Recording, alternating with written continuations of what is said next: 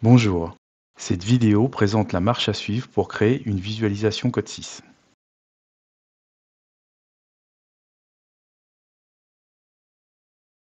Cliquez droit sur l'objet Application. Dans le menu contextuel, sélectionnez Ajouter un objet, puis choisir Gestionnaire de visualisation. Cochez toutes les bibliothèques de symboles et validez. Le gestionnaire de visualisation est ajouté dans l'arborescence du projet, ainsi que la tâche VisuTask chargée d'appeler la visualisation. Double-cliquez sur les gestionnaires de visualisation s'ils ne s'ouvrent pas automatiquement. Dans le menu déroulant des styles, choisir un style d'élément, par exemple Vago Flat Style.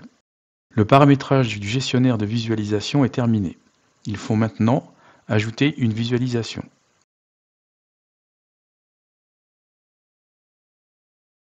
Cliquez droit sur l'objet Application.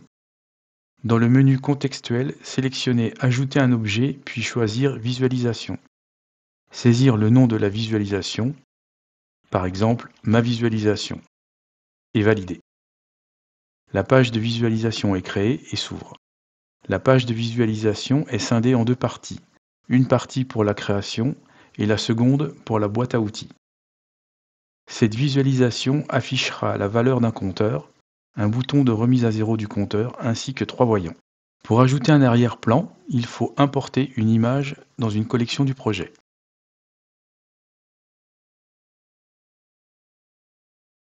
Cliquez droit sur l'objet Application. Dans le menu contextuel, sélectionnez Ajouter un objet puis choisir Collection d'images. Saisir un nom, par exemple Mes images, et valider.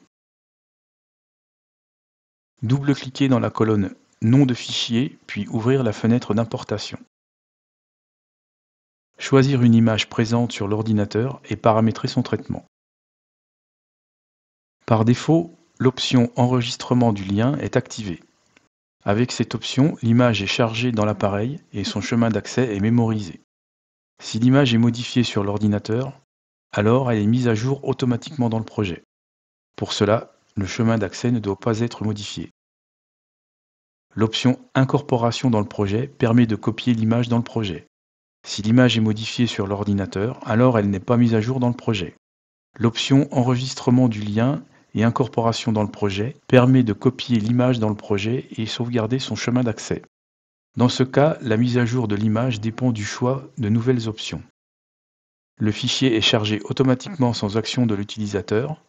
Une action de l'utilisateur est nécessaire pour autoriser le chargement. L'image n'est pas mise à jour.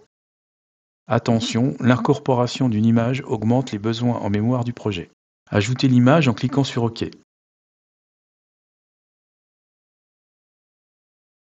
Ouvrir la visualisation et faire un clic droit sur la page et choisir Arrière-plan.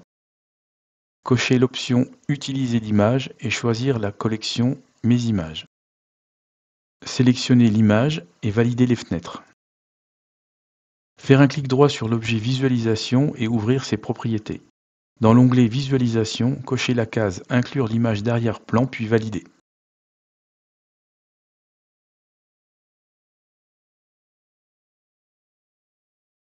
Dans les propriétés, cochez la case Advanced pour avoir accès à toutes les propriétés.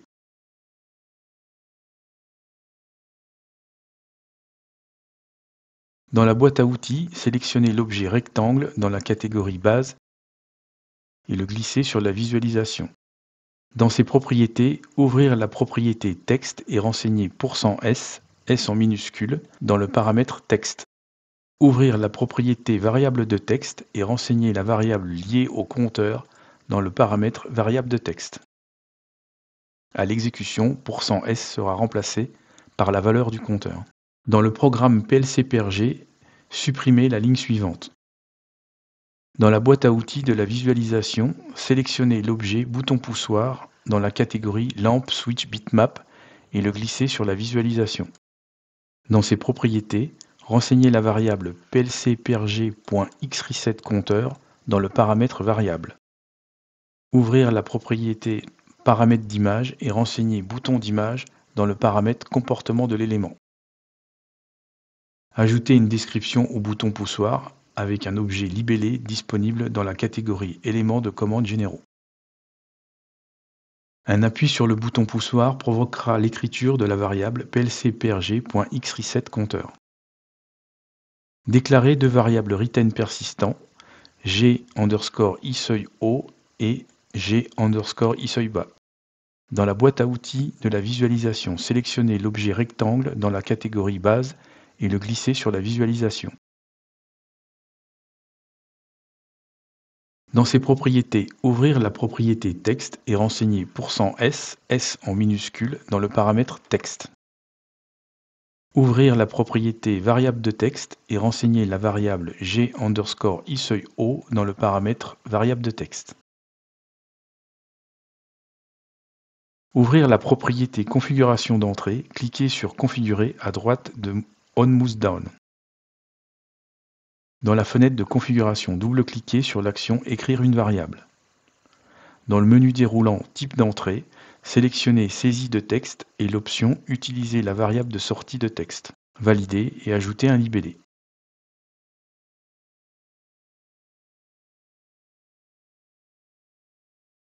Faire les mêmes manipulations pour la variable g_iseuil_bas.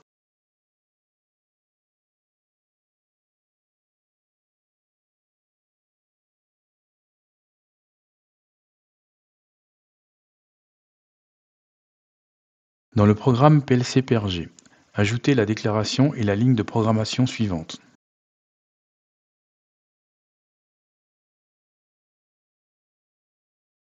Dans la boîte à outils de la visualisation, sélectionnez l'objet lampe dans la catégorie Lamp Switch Bitmap et le glissez sur la visualisation. Dans ses propriétés, ouvrir la propriété arrière-plan et choisir Green dans le menu déroulant pour configurer la couleur du voyant. Renseignez la variable plcprg.xStartCounter dans le paramètre variable et ajoutez un libellé au voyant. Ajoutez un nouveau voyant.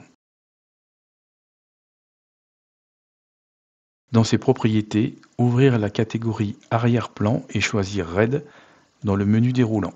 Renseignez l'équation logique plcprg.xError and plcprg.xStartCounter dans le paramètre variable et ajoutez un libellé au voyant.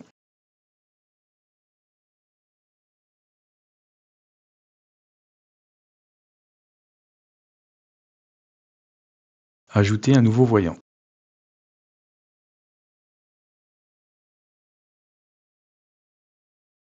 Dans ses propriétés, ouvrir la catégorie arrière-plan et choisir Green dans le menu déroulant. Renseignez l'équation logique note plcprg.xError dans le paramètre variable et ajoutez un libellé au voyant. Compilez et chargez le programme dans l'appareil puis le démarrer.